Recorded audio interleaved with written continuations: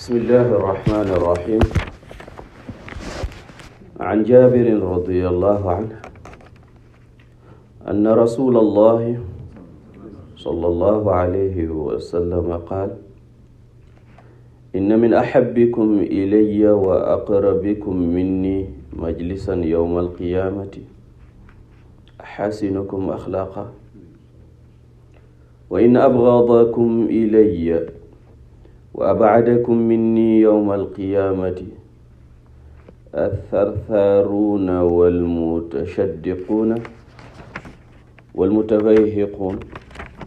قالوا: يا رسول الله صلى الله عليه وسلم قد علمنا الثرثارون والمتشدقون، فما المتفيهقون؟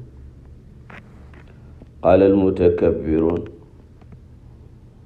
رواه الترمذي وقال: حديث حسن. الثرثار هو كثير الكلام تكلفا، والمتشدق المتطاول على الناس بكلامه ويتكلم بملء فيه تفاصحا وتعظيما لكلامه.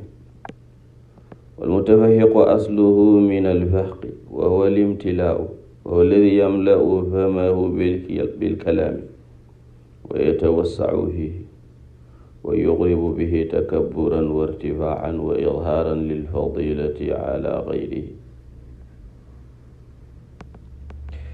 وروى الترمذي عن عبد الله بن المبارك رحمه الله في تفسير حسن الخلق قال: هو طلاقة الوجه وبذل المعروف وكف الأذى.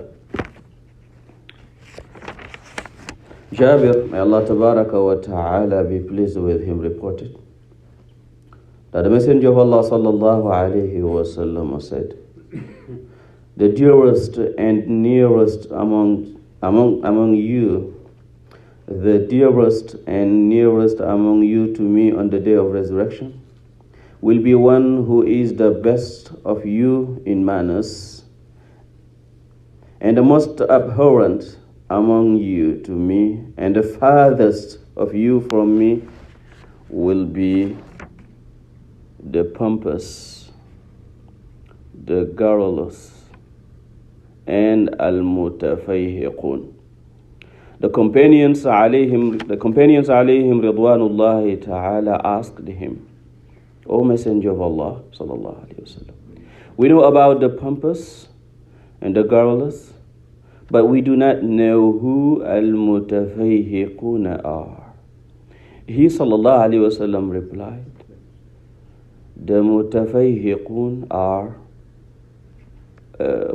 he sallallahu alayhi wasallam replied, the arrogant people. Al-mutafayhiqun are the arrogant people, meaning they do not know the meaning of the word al-mutafayhiq, because all these words have to, the meaning of all these three words has to do with with the tongue, with the talking, the way a person talks. Al-tharthara, when a person talks too much, and al-mutashaddiq also is a way of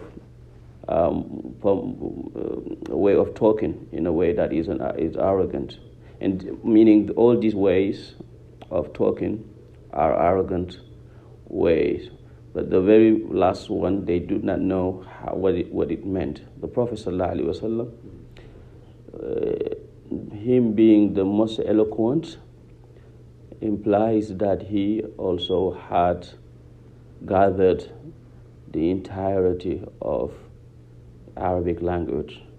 There is no vocabulary we didn't know.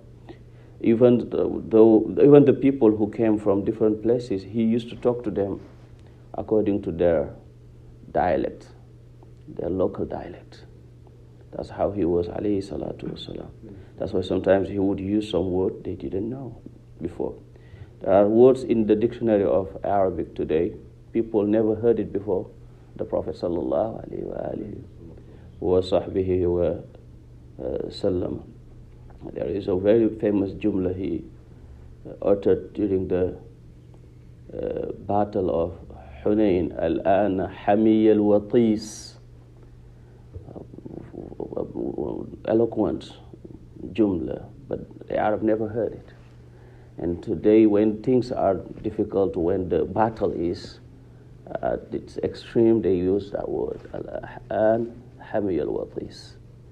And that word was never heard before Rasulullah. What is the meaning of it? Sallallahu Alaihi Wasallam. When hamiya al-watis is to show how serious things have become. Because that was Ghazwat Hunain, they had a lot of people with them. And they said, today we will not be overcome because of number. Because we are big in number. But Allah Tabaraka wa Ta'ala didn't want them to depend on the number. And Allah Tabaraka wa Ta'ala showed them the power of the enemy until they knew that it wasn't about the number. Then the Prophet ﷺ, when he called them back, because he never back up, he was going saying, Ana nabiyyu la kadhib, Ana ibn Abdul Muttalib, Ana ibn Abdul Muttalib.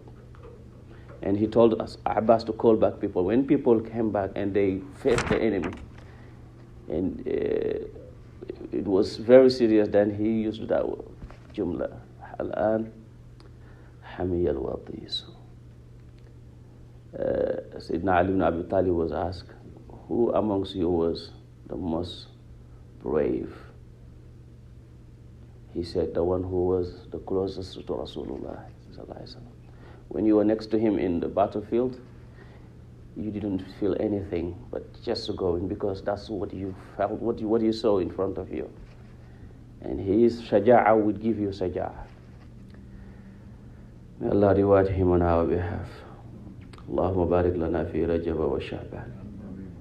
وبلغنا رمضان. هذا وصلى الله على سيدنا محمد على آله حق قدره ومقداره العظيم.